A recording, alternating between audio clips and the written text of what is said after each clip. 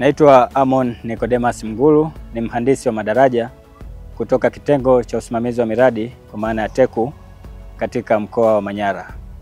Hapa tulipo ni katika mradi wa ujenzi wa box culvert linaloitwa Dabil, ambalo lipo katika eneo hili la Dabil katika barabara ya Dareda iliyopo wilaya ya Babati kuelekea Dongobesh katika wilaya ya Mbulu.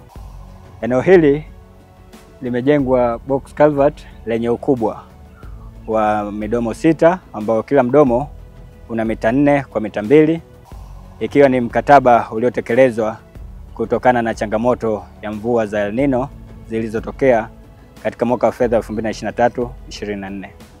Mkataba wa utekelezaji wa mradi huu ulisainiwa tarehe 25 mwezi wa 11 mwaka 2024 na ilikuwa ni mkataba wa mwaka mmoja, kwa maana kwamba ulitakiwa kumalizika tarehe 25 mwezi wa 11 mwaka huu wa 2025. Serikali iliingia mkataba na mkandarasi mzawa anaitwa Madata Investment Limited anayetokea Msalato mkoani Dodoma kwa gharama ya bilioni 1 na milioni 228 kwa ajili ya kutekeleza kazi hii pamoja na barabara unganishi za daraja.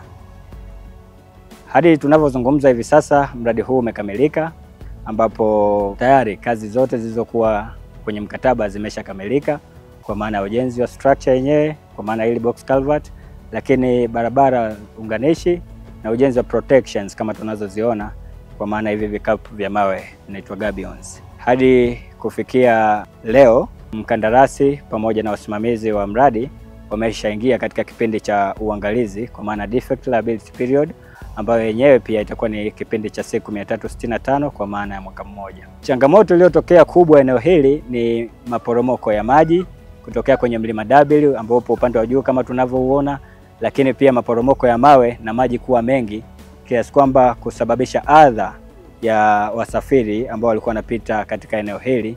Hivyo serikali ikaona ni umuhimu sana kujenga daraja hili kwa ajili ya kurahisisha shughuli za usafiri na usafirishaji.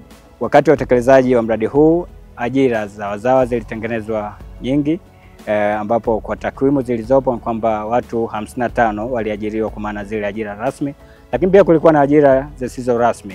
Kulikuwa na ndugu zetu wa karibu hapa walikuwa wanafanya shughuli ndogo ndogo za uchuuzi kutokana na huduma mbalimbali kama za vyakula na kadhalika.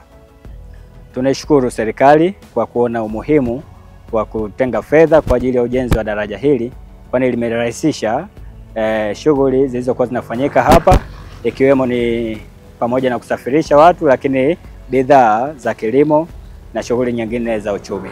Mimi kama mwananchi wa kijiji cha Dabil nashukuru serikali kwa kututengenezea daraja hili, na sasa hivi tunapita vizuri salama, na sasa hivi uharibifu ambao uliofanyika awali na sasa hivi tunaona ni hazitarudi.